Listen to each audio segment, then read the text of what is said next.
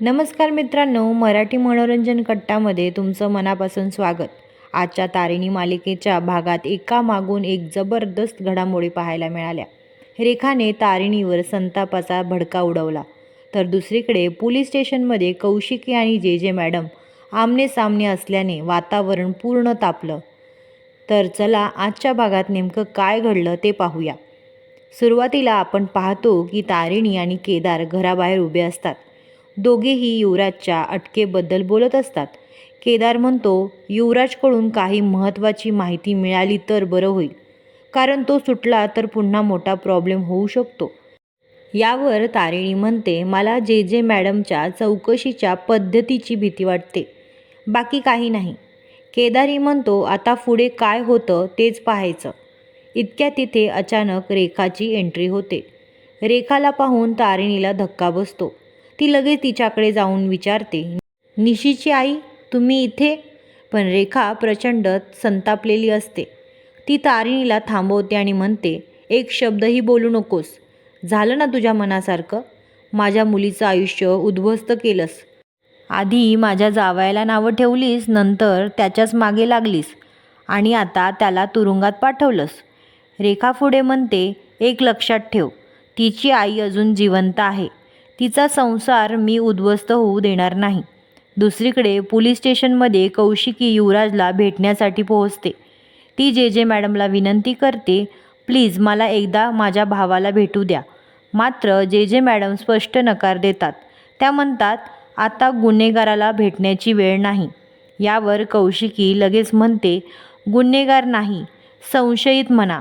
अजून काही सिद्ध झालेलं नाही. पण जे जे मॅडम ठाम असतात. त्या म्हणतात, जे जे कधी चुकत नाही. कोण गुन्हेगार आहे आणि कोण नाही हे मला चांगलंच माहिती आहे. यानंतर त्या वकिलालाही सांगतात की ही ड्रग्सची केस असल्यामुळे लगेच बेल मिळणं शक्य नाही. पुढे त्या कौशिकीला सांगतात की युवराजला किमान 7 दिवस चौकशीसाठी पोलीस कोठडीत ठेवावं लागेल. हे ऐकून कौशिकीचा राग अनावर होतो. ती म्हणते, तुम्ही आधीच ठरवलं की युवराजला अडकवायचं. त्यावर जे जे शांतपणे उत्तर देतात, मला कोणाला अडकवायची गरज नाही. पुरावे जे सांगतील त्याप्रमाणेच पुढची कारवाई होईल. आणि इथूनच कौशिकी आणि जे जे मॅडम यांच्यातील संघर्ष आणखी तीव्र होण्याची सुरुवात होते. पण खरी परिस्थिती आणखी गंभीर होते जेव्हा तारिणी रेखाची समजूत काढण्याचा प्रयत्न करते. तारिणी नम्रपणे म्हणते, तुम्हाला वाटतंय तसं काहीच नाही.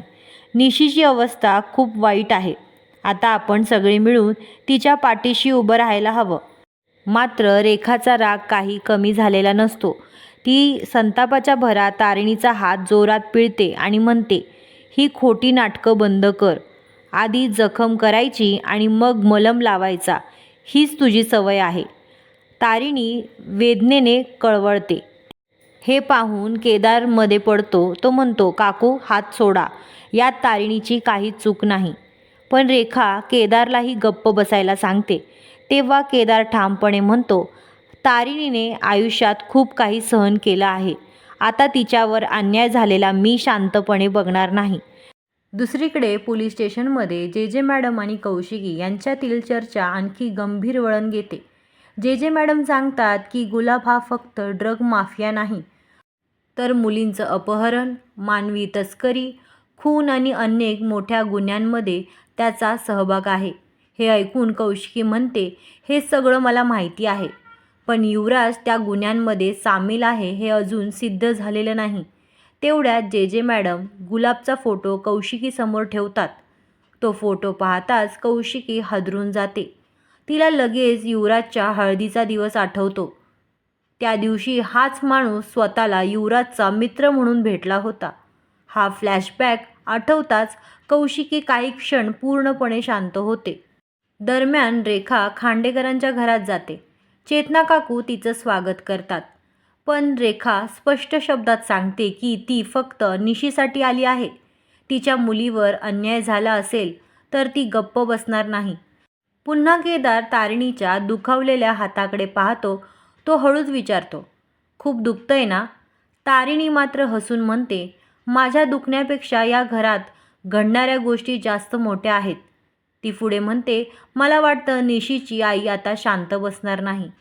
यावर केदारही सहमत होतो, पण तो आणखी एक मोठी चिंता व्यक्त करतो आणि म्हणतो, कौशिकीताईंनी कितीही प्रयत्न केला तरी जे मॅडमच्या तावडीतून युवराजला सोडवणं खूप कठीण आहे. आणि या क्षणी मालिकेतील तणाव आणखी वाढत जातो. यानंतर आपण पाहतो की निशी तिच्या खोलीत अक्षरशः कोसळलेली असते. ती रडत रडत आईला म्हणते, मम्मा, माझ्या डोळ्यांसमोर पोलिसांनी युवराजला घेऊन गेले. कोणीच त्यांना थांबवलं नाही. आमच्यासोबत असंच का होतं? रेखा निशीला धीर देण्याचा प्रयत्न करते, पण तिच्या बोलण्यातून तारिणीबद्दलचा राग स्पष्ट दिसत असतो. ती म्हणते, काळजी करू नकोस, कौशिकीताई युवराजला नक्की बाहेर काढतील. दुसरीकडे लॉकअपमध्ये युवराजला पूर्ण विश्वास असतो की कौशिकी त्याला लगेच सोडवेल. जे मॅडम आत येताच तो आत्मविश्वासाने म्हणतो, आता मला सोडवावंच लागेल. माझी ताई आली आहे ना? पण पुढच्या क्षणी जे मॅडम त्याचा हा गैरसमज दूर करतात. त्या त्याला जोरात कानाखाली मारतात आणि म्हणतात, इथे फक्त जेचे नियम चालतात. इथे पर्याय मी ठरवते. हे ऐकून युवराज घाबरतो. तो वारंवार कौशिकीताई अशी हाक मारू लागतो. पण जे मॅडम त्याची खिल्ली उडवत म्हणतात, ती तर निघून गेली. आता तुला इथेच राहावं लागणार आहे. यानंतर रेखा आणि पद्मिनी यांच्यातही मोठा वाद होतो. रेखा स्पष्ट शब्दात म्हणते की दिवसाढवळ्या युवराजला अटक झाली आणि याला कारण तारिणीच आहे. त्यावर पद्मिनी म्हणते, युवराज फक्त निशीचा नवरा नाही, तो माझा मुलगाही आहे. त्याची मलाही तितकीच काळजी आहे. मात्र त्याच वेळी पद्मिनी एक मोठा विधान करते. ती म्हणते, ज्यामुळे हे सगळं घडतंय त्या दोघांना म्हणजे तारिणी आणि केदारला मी इतक्या सहजासहजी सोडणार नाही. दरम्यान केदार आणि तारिणी अजूनही घराबाहेरच असतात. केदारला कौशिकीचा फोन लागत नसल्यामुळे तो चिंतेत असतो. तो म्हणतो, जर युवराज सुटला तर पुन्हा मोठा प्रॉब्लेम होईल. तेवढ्यात कौशिकीची गाडी येते. ती रागाने घरात जात असते, पण अचानक थांबते आणि मागे न वळताच तारिणीला एक प्रश्न विचारते, तू खरंच गुलाबला आपल्या घरात पाहिलं होतंस का? तारिणी शांतपणे उत्तर देते, हो. आणि याच धक्कादायक प्रश्नावर आजचा भाग संपतो. उद्याच्या भागाच्या प्रोमोमध्ये मात्र आणखी मोठा स्फोट पाहायला मिळतो. कौशिकी तारिणी आणि केदारला घरात घेण्याचा प्रयत्न करते, पण पद्मिनी त्यांना थांबवते. निशी रडत रडत तारिणीवर गंभीर आरोप करते आणि अचानक चक्कर येऊन खाली पडते. रेखा संतापाने जाहीर करते की जोपर्यंत माझा जावई घरी परत येत नाही तोपर्यंत मी याच घरात राहणार. आता पुढच्या भागात खांडेकर कुटुंबात नेमकं काय होणार? कौशिकीला गुलाबबद्दल कोणतं सत्य समजणार आणि युवराजची सुटका होणार का? हे पाहणं खूपच उत्सुकतेचं ठरणार आहे. व्हिडिओ आवडला असेल तर लाईक करा, कमेंट करून तुमचं मत नक्की सांगा आणि अशाच रोजच्या तारिणी मालिकेच्या अपडेटसाठी आपल्या मराठी मनोरंजन कट्टा चॅनलला सबस्क्राईब करायला विसरू नका. धन्यवाद.